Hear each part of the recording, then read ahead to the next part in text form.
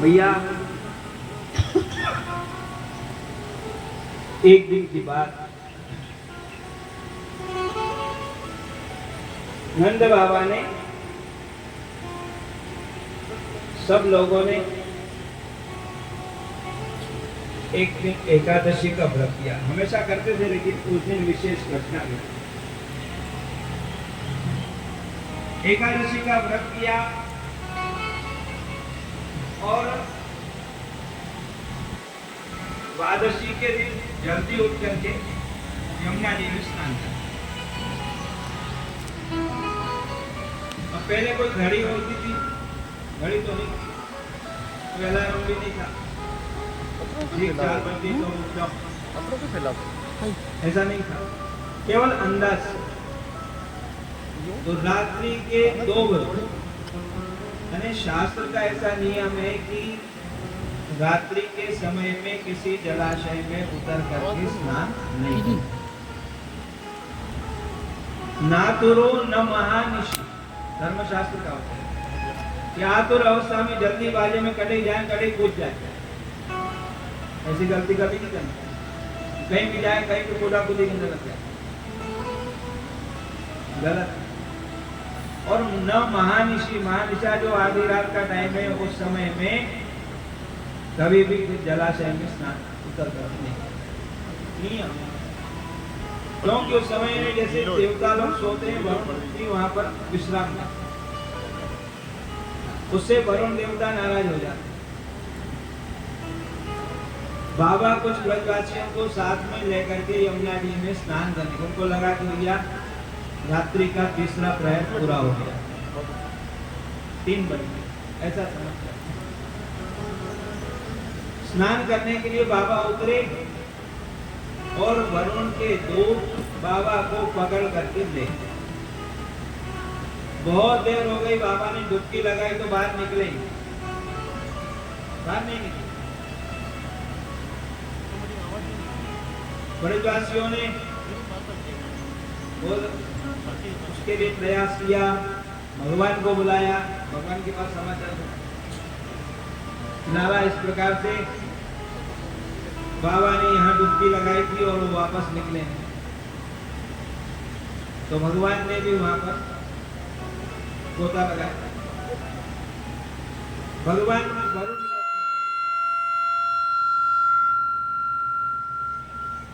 भगवान वरुण लोक में पहुंच गए और वहां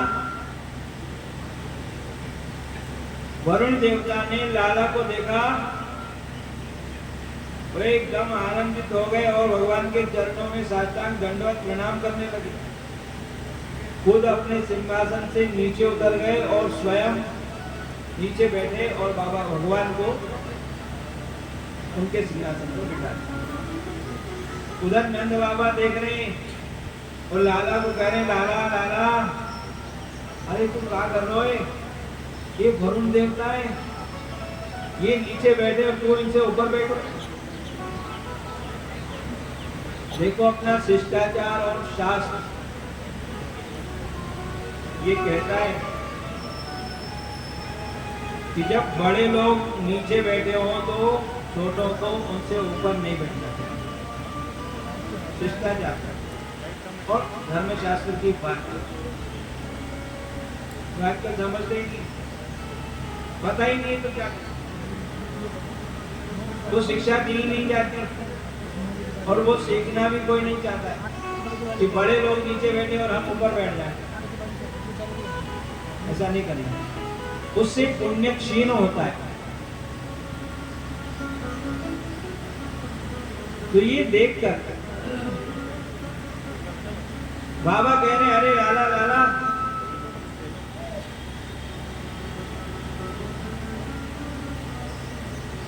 बोल कृष्ण कन्हैया लाल की। भैया आप लोग बीच में वार्तालाप मत करिए, एकाग्र चित्त से रहिए, क्योंकि वो ऊपर वाला सबको देख रहा है। ऊपर वाला ही देखता है, नीचे वाला तो देखता नहीं, कोई किसी के पीछे कुछ भी सकता है।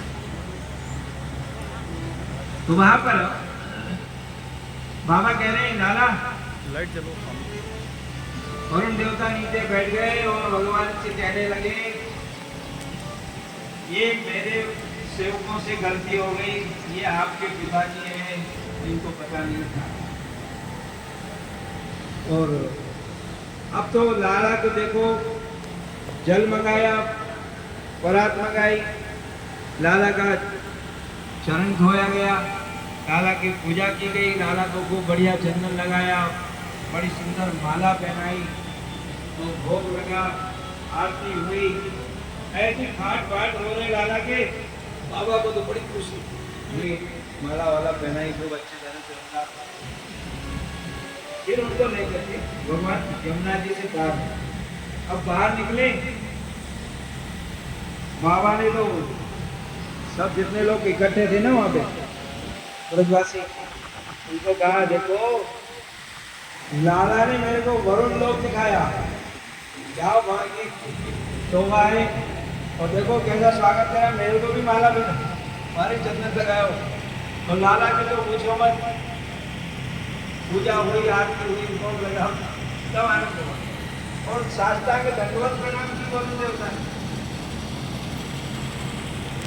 बाबा को बड़ी खुशी, बच्चों की उन्नति देख करके माता पिता को खुशी।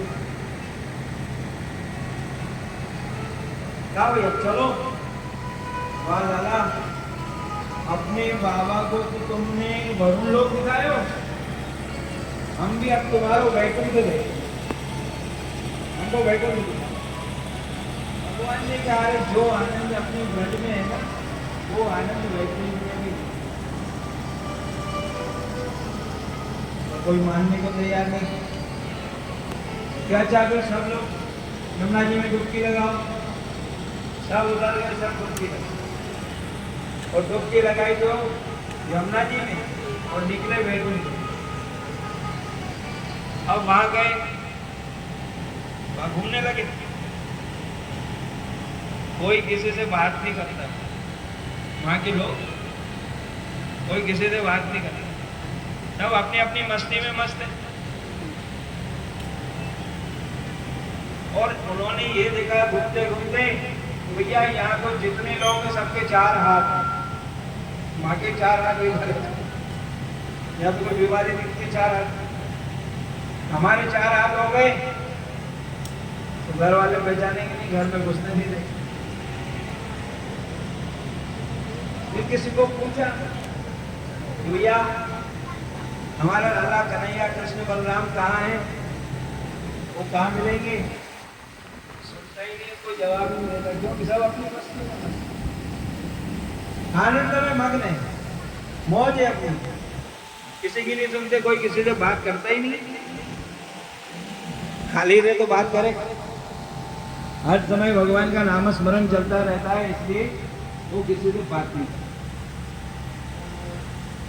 जैसे ही भगवान के उस ऐश्वर्य विभाग में पहुंचे, एक दरवाजा पार किया, दूसरा दरवाजा पार किया, 7 दरवाजे पार कर, सब जगह अलग अलग बातें देखी। इन नाथद्वारा में अपने श्रीनाथ जी के मंदिर में एक पंडित जी थे, उनके पास में से बहुत दिव्य हाथ से लिखी हुई कुछ पुस्तक थी, उसमें ये वहां का वर्णन है कि जैसे आंखों देखा हाल कोई लिखता है, वैसे उन्होंने उसको लिखा हुआ, सुनाते थे। और उसके बाद जब वहां अंतिम दरवाजे पर पहुंचे, वहां जाने के बाद देखा कि बहुत बड़ा सभा भवन है, सामने ऊंचे सिंहासन के ऊपर बलराम और कृष्ण बैठे हुए, जैसे ब्रज में रहते हैं वैसे ही मोर मुकुट, वहां नहीं, वहां बदल गया, वहां मोर मुकुट पहनते थे, यहाँ पर रत्नों का बना हुआ स्वर्ण का मुकुट पहना हुआ, वहां विराजमान, और बहुत सारे इंद्र, वरुण, कुबेर, ब्रह्मा ये सब वहां पर खड़े हुए और सब अपने अपने ब्रह्मांड की वो फाइल, हमारे ब्रह्मांड में क्या चल रहा है, वहां क्या होना है, ये सब लेकर के वो एक जाता है अपने भगवान के सामने रखता है और भगवान उसमें